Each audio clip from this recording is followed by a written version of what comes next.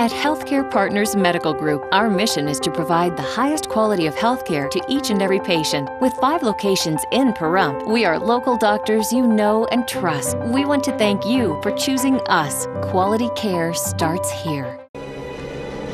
News 46 is brought to you by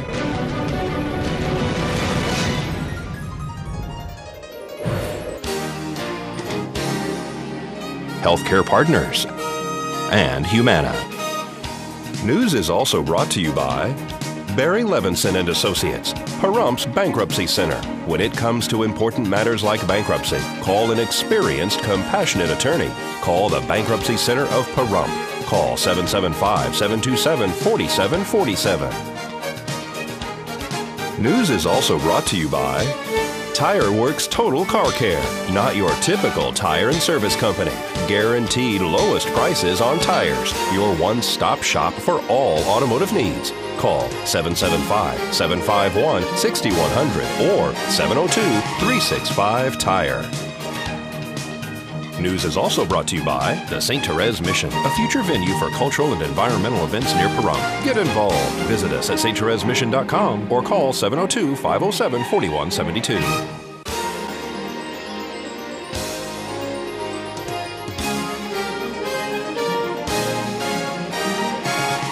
Tonight on News 46, a car rolls into a fence on Bannavich Street. A groundbreaking for a new animal rescue. And Pahrump's first ever community Christmas tree is delivered. News 46 starts now. You're watching KPVM News 46 with Rick Vale and Rhonda Van Winkle. Local coverage from Deanna O'Donnell and news across Nevada with Janet Eric. News 46. Local coverage you can count on.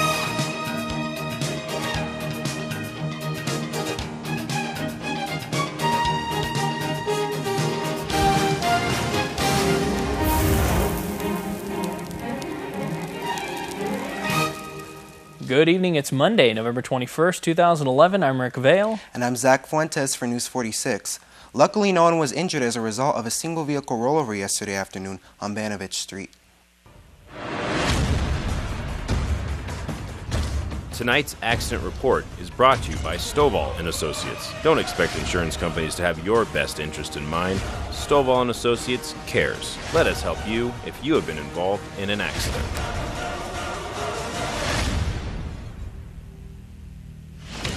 A single vehicle rollover right after 4 p.m. on Bannavich and Benza Streets. Pahrump Valley Fire and Rescue arrived on scene along with Nye County Sheriff's deputies to find a sedan overturned next to a residential fence. It appears that 5 people were inside this sedan when it overturned. However, there was one report that a male had pulled a knife on a passerby who tried to help. Pahrump Valley Fire and Rescue checked out all occupants on scene. Nye County Sheriff's deputies are investigating the cause of this accident. This is Deanna O'Donnell on Bannavich and Benza for News 46. And to let you know, the report that a man pulled a knife on a passerby in this accident is apparently unsubstantiated. All right, folks, Nevada Supreme Court Chief Justice Nancy Saida announced that the Nevada Commission on Judicial Selection today named 3 finalists for each of the 2 vacant seats at the District Court in Elko. The seats became vacant because of the death of District Judge Andrew Puccinelli and the retirement of District Judge Michael Mimeo. The names of the finalists have been sent to Governor Brian Sandoval, who will appoint the new judges from the lists. The Commission's 3 nominees for Judge Mimeo's Department 1 seat in alphabetical order are David D. Lorman, 52, from Spring Creek, an attorney in private practice; Nancy Lynn Porter, 50, from Elko, an attorney in private practice; and William E. Schaefer, 56, from Battle Mountain, an attorney in private practice. The Commission's 3 nominees for Judge Puccinelli's department seat in alphabetical order are Judge Alvin R. Cassine III, 43, from Elko, an Elko Justice and Municipal Court; Christian A. McQuarrie, 47, of Elko, from Elko County District Attorney's Office; and, of course, again, Nancy Lynn Porter, 50, out of Elko, an attorney in private practice. Whoever the governor selects must run and win the 2012 election to retain their seat. Well, a special meeting was held this morning at the Board of County Commissioners regarding the redistricting of Nye County. The districts had to be redrawn after the 2010 census. The Nye County population increased from 32,485 in the 2000 census to 43,946 in 2010. A county commission map-up for consideration would draw 4 of the 5 commissioners' districts solely in Pahrump and 1 for the entire northern county. Each of the 5 commission districts must be as close as possible to 8,789 residents. We got a copy of the map. We've looked it all over, and I think that's a great plan. First name Edward, last name Ledesma, and I'm in support of this Osborne plan. And I'm just here to voice my support for the Osborne plan, and I think it does reflect the population change and stuff like that. I think it's a fair plan. So, for the plan that's come to be known as the Hollis-Osborne plan. I just wanted to add my support for the plan of redistricting. I believe it's time that we took a look at the numbers and apportioned it appropriately. Thank you. And I am a current resident of the current District 3. I'm not in agreement with the way the redistricting plan was put together. The first part I'm not in agreement on is the name of the redistrict. I know it's frivolous, name Osborne. If I recall, Osborne is an employee of the county and not a county commissioner. It's based on numbers. And we could give every one of you in this room the numbers and let you shake them up and deal them out any way you want. But if anybody lost on this thing, I did. Yeah, and I should be the one complaining, not anybody else. No, that's not true. It is, because I did have the most people in the smallest area, and I've lost 2/3 of my district. But I'm not going to whine and cry about it. Linda Bromell, Bromell. I was on the Nye County Redistricting Committee. We were all given binders showing all the information we needed to redistrict. Out of 7 people on that committee, I'm the only one that turned in a plan. And I am still very angry that I spent a great deal of time doing this, and it turns out the instructions we were given were really not what you wanted. If we go back to Commissioner at Large, I would love that much better, but I do approve, I would go for the Osborne decision. Well, right now, it affects 4 precincts, but we recently found a couple of issues because I didn't have access to any of these numbers. You have to understand that I had no access to the census numbers, the GIS, or anything. So at the end of last week, I got a more detailed map and realized that we do have an issue with precinct 19 and 29. I will have to make a couple of adjustments there, so it will affect 2 more precincts. Mm-hmm. And then recently I found that the school district is also going to redistrict, which may cause me to split 2 more precincts or change the boundaries. Commissioner Boraski made a comment when he spoke that, and I wrote it down, he said, we represent all the people. And I agree with that. We do represent all the people. However, we run in districts, and as one of the folks in the audience who spoke said, we primarily represent the district that we were elected in. And that's basically true, although we should never forget or overlook the fact that we represent everyone in Nye County. Therefore, this redistricting is fair in that each citizen has a representative on the board. If we voted at large, there's a good possibility that the southern part of the county would have all the commissioners, and how would that be a republic? The fact that over 80% of the population is in the south, it's just the way it is. Those who choose to live in a more rural area, as in the north, made the choice, and the land mass that has to be covered by their commissioners is something that whoever runs for that seat has to bear in mind. If you think the District 1 commissioner has too large of an area to cover, look at the state senate and assembly that goes from above Reno down to the state line in the south. Okay. I'll call for the question. All in favor? Commissioner Easley? No. Commissioner Wickman? Aye. Commissioner Boraski? No. I said no. Yes. Commissioner Shinhopin, your vote? Aye. Aye. Commissioner Hollis's vote was Aye. It passes 4-1. Okay, Sam, go ahead. Can assume is that if we have additional changes, we may have to amend this ordinance. Okay. Based on the school district redistricting. And Commissioner Shinhofen, what were you recommending as an effective date for this ordinance? I defer to the clerk, I believe, here on this. December 12th. December 12th. December 12th. The redistricting will take effect on December 12th.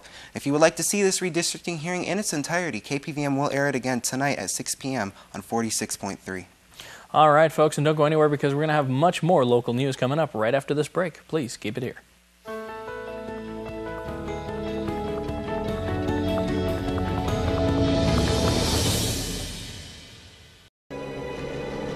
News 46 is brought to you by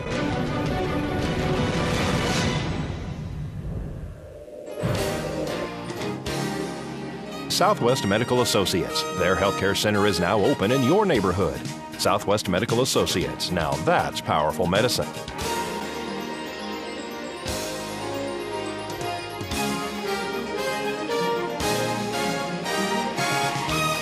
Welcome back to News 46. Nevada's unemployment rate remained at a seasonally adjusted 13.4% for October. For the third month in a row, the unemployment rate was unchanged, with an estimated 176,400 Nevadans unemployed and looking for work in Las Vegas. The unemployment rate fell from 13.6% in September to 13.1% in October. In the Reno-Sparks area, the rate of joblessness also declined by 0.5 percentage point, falling to 12.1%. In Carson City, the unemployment rate fell from 0.4%, falling from 12.4% in September to 12.0% in October.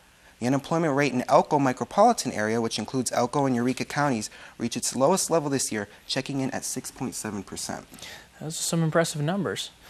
All right, folks. Well, at approximately 7:40 a.m. today, the Clark County Fire Department responded to a fire in a single-wide mobile home at the Miracle Mile Mobile Home Park, 3542 Boulder Highway. Smoke and flames were showing upon the fire department's arrival. 3 adult occupants were safely outside. Firefighters were able to knock down the fire quickly, and fire damage was confined to a back bedroom and part of a hallway and laundry area. The damage estimate is approximately $7,000. Fire investigators determined that the cause of the fire was accidental and due to an unattended candle in the bedroom. Fire officials are reminding residents that the incidence of candle-related fires tends to increase during the holiday season, and the fire department recommends that there be a clearance distance of at least 3 feet around any candle located on a table or counter, and that the candle is a safe distance from children and pets so it can't be accidentally knocked over. It's also recommended that residents keep the following candle safety information in mind from the U.S. Fire Administration. Over half, 55% of home candle fires start because the fire is too close to some combustible material. More candle fires, 38%, begin in the bedroom than any other room. And falling asleep is a factor in 12% of home candle fires and 26% of the associated deaths. Half of all civilian candle fire deaths occur between midnight and 6 a.m., and December is the peak month for candle fires, and Christmas is the peak day. Young children and older adults have the highest risk from candle deaths. The risk of fatal candle fires appears higher when candles are used for light. Just simple things we don't think about all the time. Not even remotely, yeah. Well, I mean, they're always so decorative, candles. They put them with little flare around them and sparkly stuff, and that's the stuff that can kill you. Pretty, but pretty harmful too at the same time. Indeed. Well, people lined Highway 372 beginning at the California border to welcome Pahrump's first ever community Christmas tree. Well, Pahrump has its first ever community Christmas tree. Thanks to Karen Jackson here at K9 Radio, Commissioner Gary Hollis, Wolfenstein Construction, the Nye County Sheriff's Office also led the tree in. It is 30 feet tall. We're going to speak to a bunch of people who are involved today. I'm here with Commissioner Gary Hollis, Becca Bergman, Karen Jackson, and who do I have here? Don Stout. And Don drove the truck today. Our hero. Yay. Our hero. Yay. What were you delivering today? I brought the Christmas tree in for the town of Pahrump. Our community Christmas tree that Karen Jackson has so wonderfully made it so that we're going to be decorating and putting it at Saddle West. Yes, we are. Don will be back with me Saturday to move the tree to Saddle, and we'll stand the tree on Saturday, and Community Decorating Day is Sunday at 9 a.m. So I know that Commissioner Hollis and Karen drove in the truck, too. Yeah, it was a little uncomfortable with her on my lap, but I think you liked it, it's Gary. probably just as uncomfortable for her. There you go. I heard Becca mentioning that on the radio. Just holding down the fort and making sure things went smoothly. It's wonderful. So how big is this tree? 30 feet tall and 16 feet in diameter. They actually had to kind of fold the top to get the tree in, right? Right. And they cut a bunch off the bottom to get the tree in. We have Wolfenstein Construction to thank for this. Absolutely. Yes. Where did we get the tree from? Grants Pass, Oregon, and it's JCP Products. So I know that we had a contest about decorating the tree. And we're in the process of voting. We'll finish the voting next week. And what was the contest with the commissioner? What was that about? I had all the children write in telling me why they should be the one to help Commissioner Hollis flip the switch. Are you going to flip the switch, Gary? Absolutely. It's going to be great. This is going to be a great decorating party. Tell everybody how we're going to be doing this. Oh, well, everybody's invited to come out next Sunday, 9 o'clock. Valley Electric will have the bucket trucks out there so we can do the top of the tree and what have you. The grammar school children are making ornaments for the bottom. Pahrump Valley High School Art Department has made a beautiful star for the top of the tree, and we'll fill it in between. I know you did this all between a food drive that you were doing today, too. You know, it was getting a little complicated, but we got it done. A little complicated. There Don, she is, throwing me under the bus again. Yeah, Don had the coolest jets for a while till we got done so we could go meet him. Wonderful. This is going to be a great party next Saturday. Everybody should meet you at the Saddle West? To help decorate at 9 o'clock. But the official tree lighting is December 3rd at 5:30. And that's where Commissioner Hollis will be flipping the switch with whatever child wins. And that'll be a rough week for me because I fly out on Thursday to D.C., get back Friday, and then I got to be back with her again. Karen's demanding, isn't she? Hey, we got to get it done. Thanks so much, Karen. Can you tell how everybody can also help with that food drive that you're doing? How can people still donate? They can take the county offices and the town offices have bins out in front of the offices from 8 to 5. What you can put in there is non-perishable. Don't put a turkey in there. It's non-perishable. Who do we have all to thank for this Christmas tree? We have Secret Santa. Yeah, there was a secret donation that was given to you. Yes. Tell me, Gary. No. Not on your life. No. That's not to be disclosed. And once again, they'll be taking that Christmas tree to Saddle West this Saturday morning. If you want to get there at 9 o'clock, you can actually help see the tree go up. Thanks to Karen Jackson and all those involved, including Commissioner Gary Hollis, Becca Bergman, Wolfenstein Construction, and the Nye County Sheriff's Office. This is Deanna O'Donnell at K9 Radio for News 46. Well, Symphony Animal Foundation's no-kill animal shelter broke ground on Sunday afternoon. 4 years in the making, countless volunteers and donators all came to a groundbreaking here off of Charleston Park. We're going to speak to Lorraine Russo-Harper. It is a long time coming. It's been 4 years I've been waiting for this moment, and I am just so thrilled and so grateful. Before we actually break ground on this historic day for Pahrump and Symphony Animal Foundation, there's quite a few people that I'd like to thank. First and foremost, Karen from K9 Radio. She has been one of our biggest supporters. Yay! Not only is she supportive of Symphony Animal Foundation, but she's supportive of everything that this community does. Yep. She is. Commissioner Hollis is a huge supporter. Without Karen, without Commissioner Hollis, we wouldn't be standing here today. So Gary, thank you so much. You're welcome. I'd like to thank all of the county commissioners for their support. Dan Schinhoven is here with us today, and the county has just been phenomenal in helping us achieve what we are able to achieve this moment.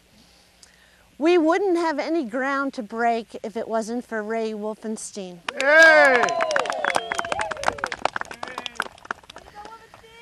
The land that we are standing on is land that is donated for the use of Symphony Foundation from Ray Wolfenstein and the Wolfenstein family. So my gratitude to them is never dying, and I will be eternally grateful. Deborah Strickland from Strickland Construction. She is our general contractor on this project. And so we owe a debt of gratitude to Deborah Strickland because she is helping us build this out of the goodness and kindness of her heart. Princey. She's a good girl, too. Princey is out here somewhere. Princey is there she is. Princey is a phenomenal artist that we are lucky enough to have living in our own community. And Princey has painted the sign behind us and donated it to the foundation. So Princey, thank you so much, and it will be proudly displayed when our facility is built. And the camera people can get a picture of the back because it is a dual-sided side. I would also like to thank my husband, Kevin Harper, because without him, I wouldn't be standing here. He is very supportive. He's supporting your sign at the Yes, he is. To all our volunteers, to everybody that is here today, thank you so much. Pahrump Valley Times, Channel 41, thank you for your support. You guys cover every event that we do, all of our fundraisers. We are very, very grateful, so thank you so much. And I think if you guys want to do it with me, I think we should start moving some dirt.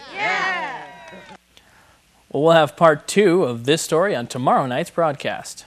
Well, if you've driven on Homestead Road lately, then you've been taking a little detour around the neighborhoods. The road is quickly being repaired. We spoke to Commissioner Gary Hollis. Ready to start doing some work on 4-laning that part of the road, and they're working as fast as they can so that we can get those detours off. So that's Homestead. We're going to make it a 4-lane? I think it's going to be, 2 lanes on each side, or 1 lane with a turn lane. And I know that they've been detouring it around and working kind of quickly. Yeah, well, that's the way Public Works works. So what is our hopes all the way down? How far are we going down that roadway? I believe, if I remember correctly, to Gamebird. And so that whole entire roadway. What about south of Gamebird on Homestead? Next to the VFW, a lot of people complain about the potholes. Well, we're going to have to just wait until we get this done and then see what we got to finish it off. We also got some traffic signals that are going up on Homestead and Highway 160. These are going to be our permanent ones, aren't they? The permanent ones will be put up, yes. And right we'll be taking down the temporary? We will be taking down the temporary and putting up the new ones. So those temporaries, I believe, cost us around $2 million. Do we get to keep those? Oh, yes. I mean, the traffic signals belong to the county, don't belong to the state. Will we be using them in another location? That'll be up to Public Works to bring it in front of the Board of County Commissioners if he wants to use them. So I know that the permanent ones look like they're being installed even as quick as today. Valley Electric's down there. They got the orange coverings on them like they're installing them, getting them ready to go. The only thing I could have a problem with is why didn't NDOT come along with us and go ahead and 4-lane it on to Terrible's there where it starts 4-lane again. I think really that NDOT really lost a chance there because I think with the contractor already there, they could have done that really cheaply and would have cost them less money. Because ultimately we're looking at a 4-lane all the way down to Highway 372, like we have where it goes into a 4-lane, that goes to a 2-lane, that goes back to a 4-lane. Yes, that's the problem, and traffic doesn't move well when you go from 2 to 4 to 2 to 4. Yeah. You bottleneck up at the two lanes. So, and it also is an accident-prone area because people want to get home, so they take chances, and that's not good either. Well, we've had some very interesting weather. The temperature's cooling. What's it going to be like for the next 7 days or so? Well, everybody's just going to have to stay tuned. I'll be right back with your weather.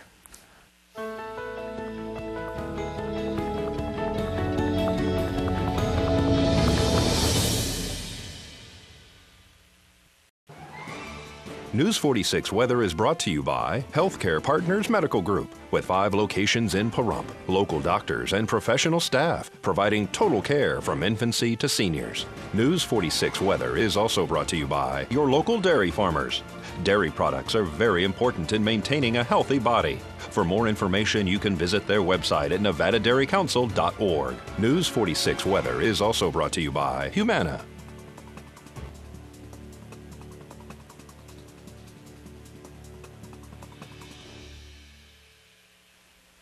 And welcome back to News 46. Today we did have partly cloudy skies, and some of those clouds were actually dark. Looks like it was left over from yesterday's rain. We had some drizzling going on yesterday.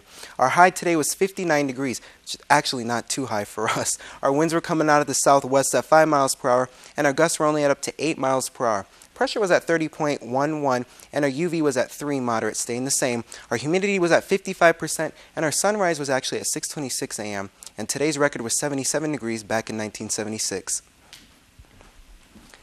Tonight, looks like we're going to have some clear skies. We're finally on tonight. Thank you for that, Chad.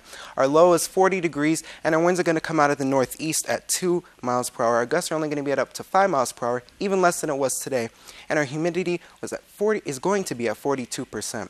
And today's sunset is going to be at 4:32 p.m., and tonight's record was 24 degrees, wow, back in 1945. Tomorrow, though, it looks like we're going to have sunny skies, and our high is going to go up at 63 degrees. Our low will be at 41 degrees, and our winds are going to come out of the southeast at 3 miles per hour. Our gusts are going to be at up to 6 miles per hour, and our UV is going to stay the same at that 3. Our sunrise is going to be at 6:28 a.m., and our humidity looks like it's going to be at 42%. For our 7-day forecast, like I said, tomorrow we're going to have sunny skies, but Wednesday and Thursday it appears like we're going to have some clouds once again. Over Friday, Saturday, and Sunday, most of our weekend, we're going to have sunny skies once again, and Monday we go back into the clouds. The highs are staying in the 60s. Our highest is going to be Sunday and Monday at 68 degrees, and our lows are going to be in the 30s, the lowest being at 32 degrees on Friday, day after Thanksgiving. And today's worst weather was in Bug Scuffle, Tennessee, where they had rain and thunderstorms.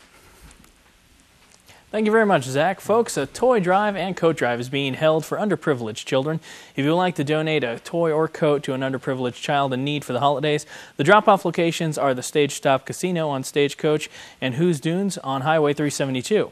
The drive runs through December 15th.